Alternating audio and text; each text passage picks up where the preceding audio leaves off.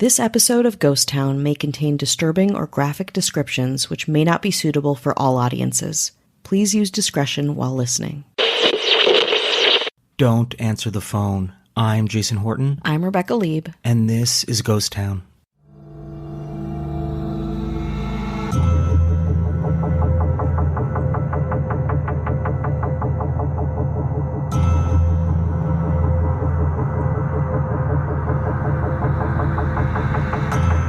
In August 1995, friends and coworkers Christina Rhodes and Marcia Bratzel were on their shift at a Saybrook Township, Ohio McDonald's when the phone rings.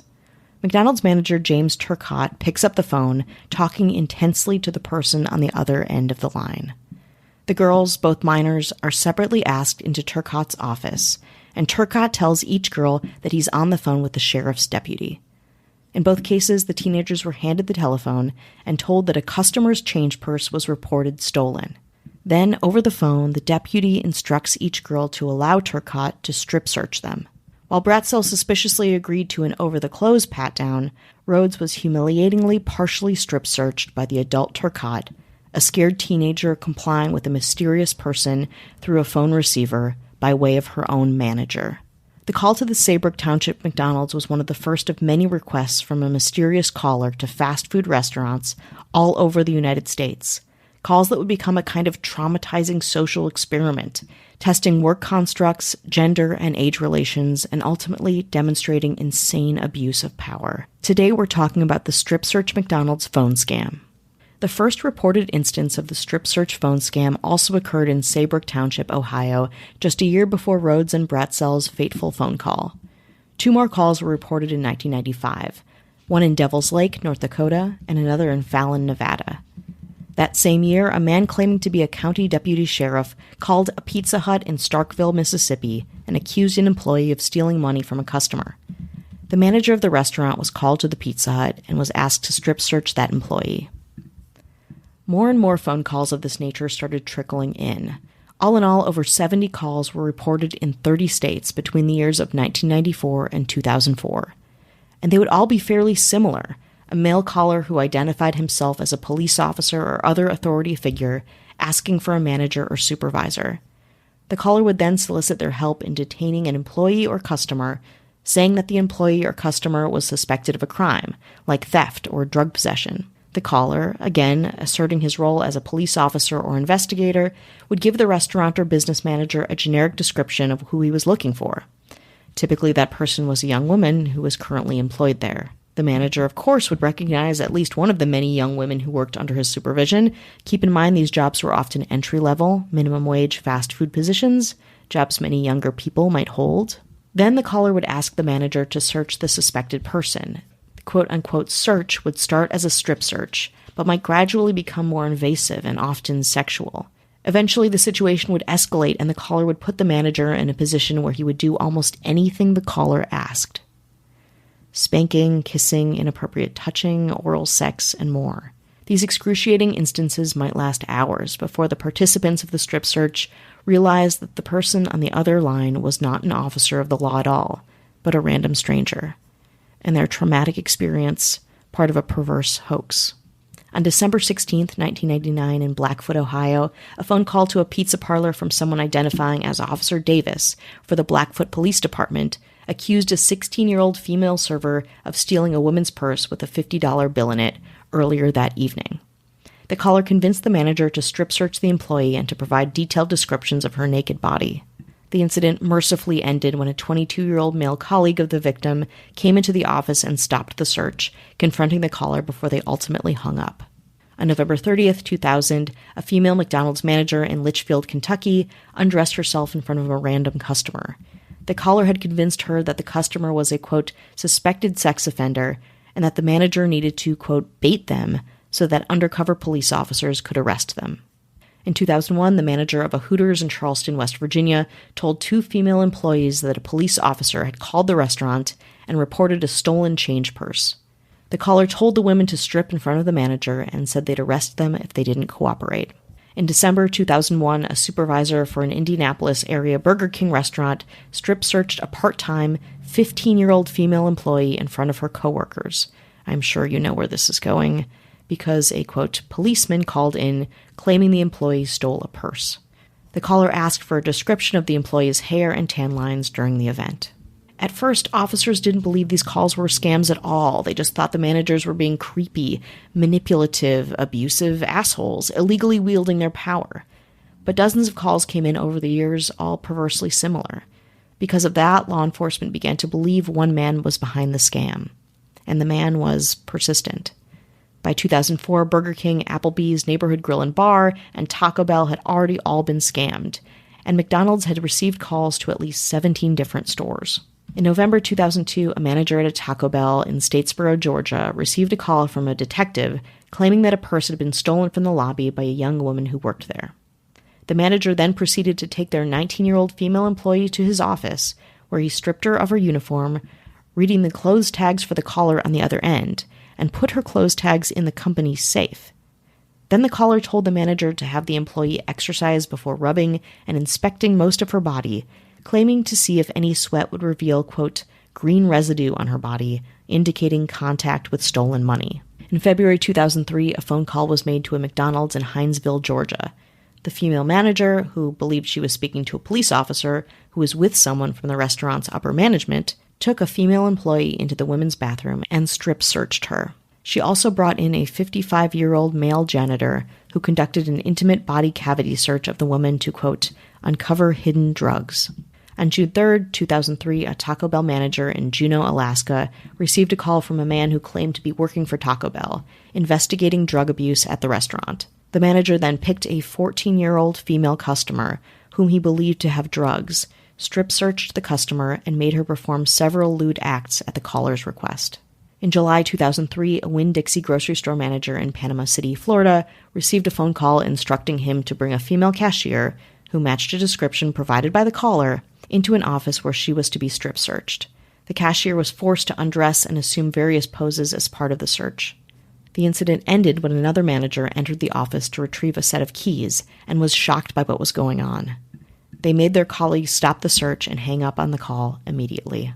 On December 18, 2003, a call was placed to a Blockbuster video franchise in Bismarck, North Dakota. The caller claimed to be a local police officer, saying an employee at the Blockbuster had committed theft.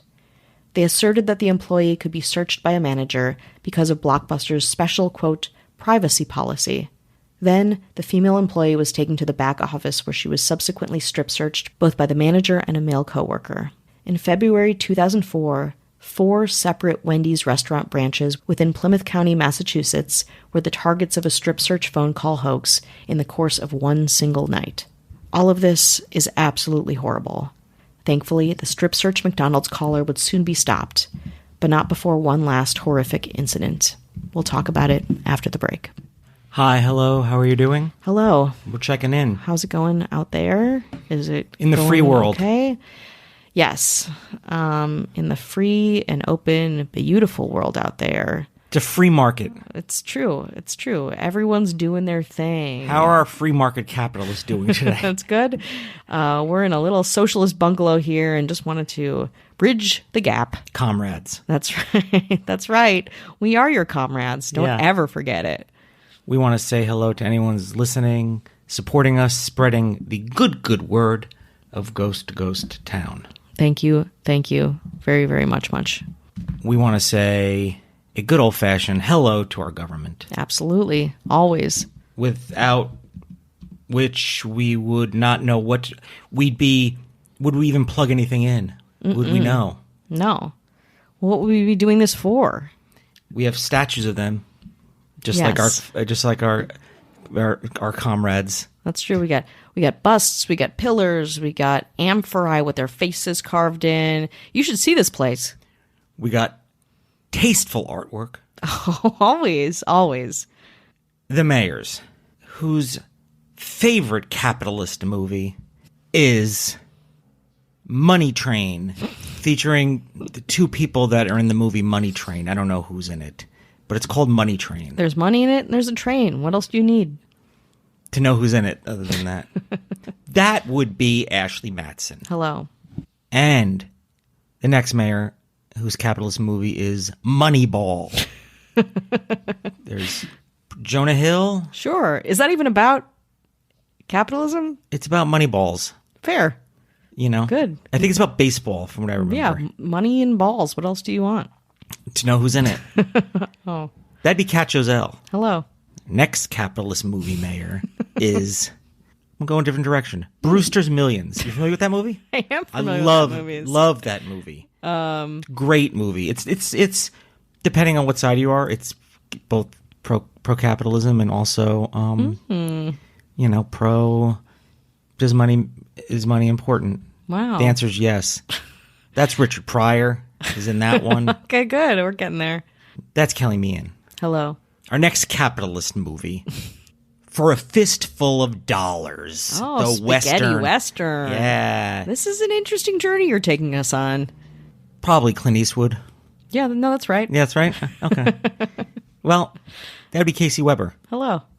And our governor, who, baby, has her face on the money. That's right. She is the money. She decides whether it's inflation or deflation. Yeah, she's like, you want it in Taylor Swift tickets? Sure thing. Why not? Yeah. Her capitalist movie? Hollywood itself. Oh, the longest movie. That would be our governor, Avian Noble. If you want no ads, no chit-chat, bonus episodes, just the good stuff, 7 days free. Check in, check out, or stick around and support us. Whatever. Sure. Patreon.com/ghosttownpod. I do have an Apple Podcast review or two. Appreciate you and your podcast, 5 stars. Thank you for finding these fantastic tales. I look forward to these each week, and I really enjoy your quote-unquote checking in breaks as well. It's a nice balance of comedy and drama. That's bamcabin.com, our friend on Instagram. Yeah. Check out Bam Cabin, BAMCABIN in the US of A. Bam Cabin always is liking posts and stuff like that. I notice. Really, I appreciate. I agreed. It keeps us going, believe me, because we need stuff to keep us going. I'll just say that.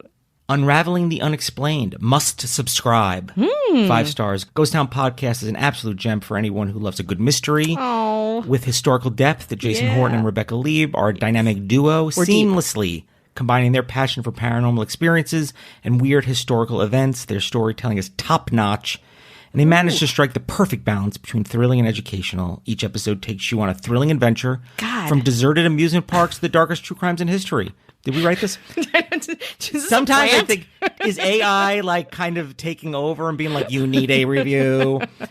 I'm never disappointed. If you're looking for a podcast that will keep you on the edge of your seat and ignite your curiosity, Ghost Town Podcast is the one for you. That's at Jensen11 US and Day. So, oh my God. If you want to give us a hello on Apple Podcasts or anywhere, please do. If you already have, thank you so much. Yeah, it doesn't have to be as well written as that. No, yeah. Beautiful piece of marketing. Can that person write our other stuff?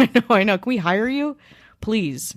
Not a joke. Yeah, not a joke. All right, speaking of no more jokes, let's get back to it. All right, deep breath. We're going to get back in because on April 9th, 2004, a call was made to a McDonald's restaurant in Mount Washington, Kentucky. According to assistant manager Donna Summers, the caller identified himself as a policeman named Officer Scott. Officer Scott asked for a slightly built young white woman with blonde hair, whom he suspected of theft. Summers believed his description was for a woman named Louise Ogborn, an 18-year-old church-going high school senior and former Girl Scout. Louise Ogborn had taken the $6.35 an hour position after her mother lost her job to help out her family. Quote, "He gave me a description of the girl, and Louise was the one who fit it to the T," Summers said. At that point, Ogborn had worked at the McDonald's for 4 months and was a model employee, responsible, hardworking, not one reprimand. At the time, she was currently working her shift. The caller issued an ultimatum. Ogborn could be searched at the store as the police were on their way, or be arrested, taken to jail, and searched there. So Summers brought Ogden into an office and ordered her to remove her clothes, which Summers then placed in a bag and took to her car, as instructed. Embarrassed, the teenager put on a restaurant apron to at least partially cover herself. Kim Dockery, another assistant manager, also witnessed the search. Dockery herself believed she was there as a witness to an important police search for important stolen items. Dockery left after an hour, and Summers told the caller that she needed to get back to work. The caller then told Summers to bring in someone who she trusted to assist, so she asked a cook named Jason Bradley to help her. Summers put Bradley on the phone with the caller, who told him to remove Ogborn's apron and describe her. Bradley refused to do this and immediately left the office. Summers then called her own fiancé, Walter Nix Jr., to help watch Ogborn, and he did, eventually getting on the line with the caller. For the next 2 hours, Nix watched the nude, petrified teenager while surveillance cameras recorded the whole thing. Quote, "I was bawling my eyes out and literally begging them to take me to the police station because I didn't do anything wrong," Ogborn said later in a deposition. Quote, "I couldn't steal. I'm too honest. I stole a pencil one time from a teacher and I gave it back." Obeying the instructions of the caller, Nix removed Ogborn's apron, the only thing she had on, and ordered her to dance and do jumping jacks. Nix then ordered her to insert her fingers into her vagina and have him examine it. He also ordered her to sit on his lap and kiss him, which Ogborn flat out refused to do. Then the caller told Nix to spank Ogden until she promised to do so, and he did. The caller also spoke to Ogborn and demanded she cooperate or terrible things would happen to her. Recalling the incident later, Ogborn said, "I was scared for my life." After Ogborn had been in the office for 2.5 hours, she was ordered to perform oral sex on Nix. Summers returned to the office periodically, and during these times, Ogborn was instructed by the caller to cover herself with the apron. The caller then permitted Nix to leave on the condition that Summers would find someone to replace him. After Nix left the building, he called a friend and told him, quote, "I have done something terribly bad." At that point, it was the dinner rush and Nix had just left, so Summers enlisted Thomas Sims, the McDonald's maintenance man, who had stopped in for a dessert. She told Sims to go into the office and watch Ogborn, but as soon as Sims entered the room, he didn't like what was going on, refused to go along with any of the caller's demands, and left. At this point, Summers herself became suspicious and calls a higher-level manager, whom the caller claimed to have spoken to previously. When Summers calls the higher-up manager, she is shocked. The manager had been sleeping and hadn't spoken to anyone, let alone a police officer. She realized the weight of what she had done to her poor employee, and as soon as she realizes this, the caller abruptly ends the call. Another employee dialed star 69 before another call could ring in, and Summers gets the number of the caller's telephone. Summers is now hysterical, apologizing profusely to Ogborn, who is wrapped in a blanket and after 3.5 hours, finally released from the office. The police are called and arrest Nix for sexual assault, while simultaneously trying to find out who made the long, horrific call to the restaurant. At one point, Summers said later, she asked herself why it was taking so long for police to show up. The Mount Washington PD was less than a mile away. But, quote, "When I asked him questions about why," she said, "he always had an answer." According to her attorney, Summers also watched the surveillance tape later that night and broke off her engagement with Nix.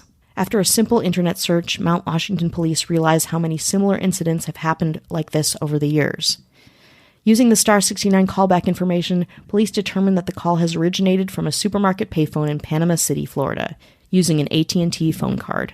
The largest retailer of these phone cards was a Walmart in Panama City, who had already been contacted by a Massachusetts investigation into the caller. This East Coast investigation pinpointed the purchase of another phone card at another Walmart. Using the records of the Panama City Walmart, which showed the cash register and the time of purchase of the phone card, Mount Washington police were able to find surveillance camera footage of the purchaser and of the card. The Massachusetts investigation had gone cold when their surveillance video failed to show the purchaser, but somehow the Mount Washington police had it.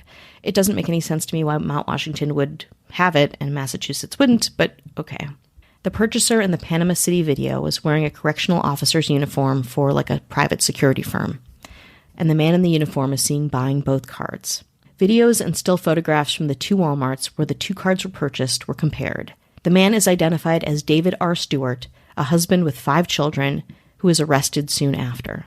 Detectives also find other telling things as they search Stewart's home, another phone card that was used to call 9 restaurants involved in the scam, and dozens of applications for police department jobs, hundreds of police magazines, police-style uniforms, guns, and holsters. Clearly, this man was the mastermind of the hoax, and clearly, he wanted to be in charge. Stewart was extradited to Kentucky to be tried on charges of impersonating a police officer and solicitation of sodomy. On October 31st, 2006, he was acquitted of all charges. The evidence, especially not having a direct recording of Stewart's voice, likely led the jury to a not guilty verdict. Louise Ogborn, the Mount Washington victim, underwent therapy and medication to address post-traumatic stress disorder and depression. She decided not to attend the University of Louisville, where she had been accepted and anticipated becoming a pre-med student. In an interview with ABC News, she said that after the abuse, she felt dirty and had difficulty making and maintaining friendships because she couldn't, quote, allow anyone to get too close to her. While Stewart was not found guilty, after his arrest, all strip search McDonald's phone scam calls mysteriously stopped. Or maybe not so mysteriously. Okay, but we do get some justice. Donna Summers was fired from the McDonald's for violating corporate policies prohibiting both strip searches and for allowing a non-McDonald's employee to enter the restaurant's office. Summers entered an Alford guilty plea to a single count of unlawful imprisonment as a misdemeanor and was sentenced to 1 year probation. Kim Dockery was transferred to work at another location. Walter Nix pleaded guilty to sexual abuse, sexual misconduct, and unlawful imprisonment and was sentenced to 5 years in prison. Rhodes and Bratzell, the two girls from the opening of this episode, subsequently sued for molestation and severe emotional distress, one of 3 other lawsuits related to the strip search phone call scam. I don't know how these cases ended, but I believe they settled out of court. Donna Summers also sued McDonald's, asking for $50 million for failing to warn her about the previous hoaxes. Summers was awarded $1 million in punitive damages and $100,000 in compensatory damages. In 2009, the Kentucky Court of Appeals upheld the jury's verdict, but reduced the punitive damages award to Summers to $400,000. Louise Ogborn sued McDonald's for $200 million for failing to protect her during her whole ordeal. Ogborn was rewarded $5 million in punitive damages and $1.1 million in compensatory damages and expenses, plus legal fees. Ultimately, the jury decided in Ogborn's case that McDonald's and the unnamed caller were each 50% at fault for the abuse that Ogborn was subject to. It's a controversial thought. Who is really to blame? But what I wonder is, will this type of scam ever happen again? Hopefully not, due to more modern technology, but also restaurant policy. After the court decisions, McDonald's revised its manager training program to emphasize awareness of scam phone calls and protection of employees' rights, which should have happened, obviously, in the first place. To me, this is not wholly about who is at fault, though of course I think there was a lot of blame to pass around, but the dangers of trusting institutions. We place so much trust in authority in general, too much trust, revering who we think is in power and obeying them to a fault, wherever they reside, be it a corner office, wearing a shiny uniform, or on the other end of a telephone.